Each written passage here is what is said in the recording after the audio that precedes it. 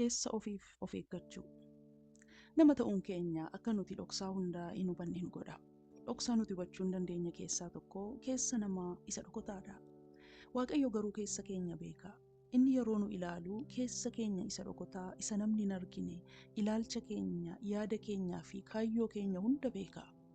Macaafa qulqulluu keenya keessaa macaafa Saamu'eel isa duraa boqonnaa 16:7 akkas jedha. Waaqayyo garuu Saamu'eeliin, ani waan ani isa tuffadhee fi bifa isaa fi dheerina hojjaa isaatii hin ilaaliini. Ani akka namni ilaalutti hin ilaalu. Namni fuula ilaala, ani Waaqayyo garuu garaan ilaala ittiin jedhe. Waaqayyo Saamu'eeliin maal jedhee? Ani akka namni ilaalutti hin ilaalu. Namni fuula ilaala, ani Waaqayyo garuu garaan ilaala ittiin jedhe. Saamu'eel yeroo inni ijoollee isaa keessaa tokko mootii haa ta'uu fi dibi jedhee Waaqayyo isa ergetti, malkii isaa ilaalee Eliyaab isa hangafa dibuudhaaf ture. Waaqayyo garuu Eliyaabiinis obboloota isaas waan hin filatinii fi Daawwitii isa filate sana amma inni lafa tikaatii dhufutti isa dheeksise. Egaa akkuma amma dubbifanne Waaqayyo waan keessa keenya jiru hin arga. Akka namaa ala keenya ilaaleetu nu madaala miti, keessa keenya ilaaleetu nu madaala malee. Keessa keenya maaltu jira? Keessi keenya ilaalchaa fi yaada nuti Waaqayyoo fi namootaaf, ofii keenyaaf, wantoota adda addaaf qabnuufaa of keessaa qaba. Waaqayyo ilaalcha nuti isaaf qabnu in ilaala. Fuula isaa duratti gad of deebisuu keenya, garaa isa barbaaddatu qabaachuu keenya, amantii keenyas in ilaala. Waaqayyo ilaalcha nuti namootaaf qabnus in ilaala. Nuti namoota hin kabajnaa, namoota hin jaallannaa, namootaaf araara hin goonaa, namoota akka Waaqaatti goonee isaan sodaannaa. Namoonni waa'ee koo maal jedhu inni jedhu nu dhiphisa. Waaqayyo namoota hundumaa akka inni jaallatu beeknaa, hin hubannaa. Waaqayyo akka inni nama waliin caalsifne beeknaa. Egaa wantoonni kun ilaalcha nuti namaaf qabnu mul'isu. Ilaalchi nuti namootaaf qabnu sagalee Waaqayyootiin haara'uu fi qulqullaa'uu qaba. Akkasumas ilaalchi nuti Waaqayyoof qabnus akkasuma dubbii Waaqayyootiin sirreeffamuu qaba.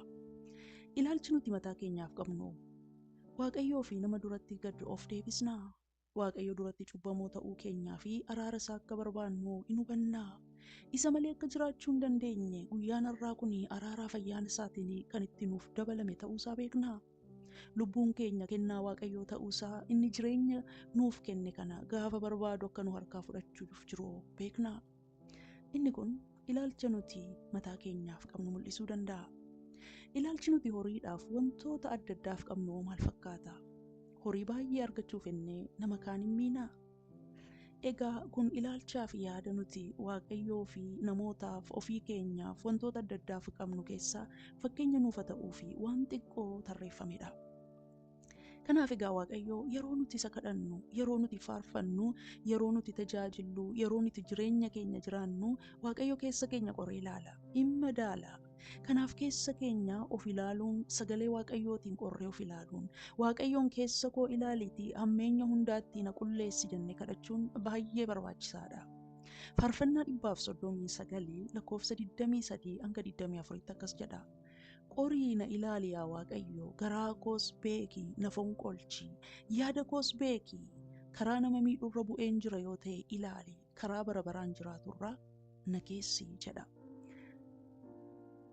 Kanaafi Waaqayyo waan keessa keenya ilaaluu fi akkuma namummaa keenya isa alaan mul'atuu fi baay'ee of eeggannu keessa keenyaafis of eeggachuu qabna. Yaa Waaqayyo, garaa qulqulluu akkam fuula kee duratti qabaadhuuf na gargaari. Maqaa Yesuusiin. Ameen. Waaqayyo si haa eebbisu.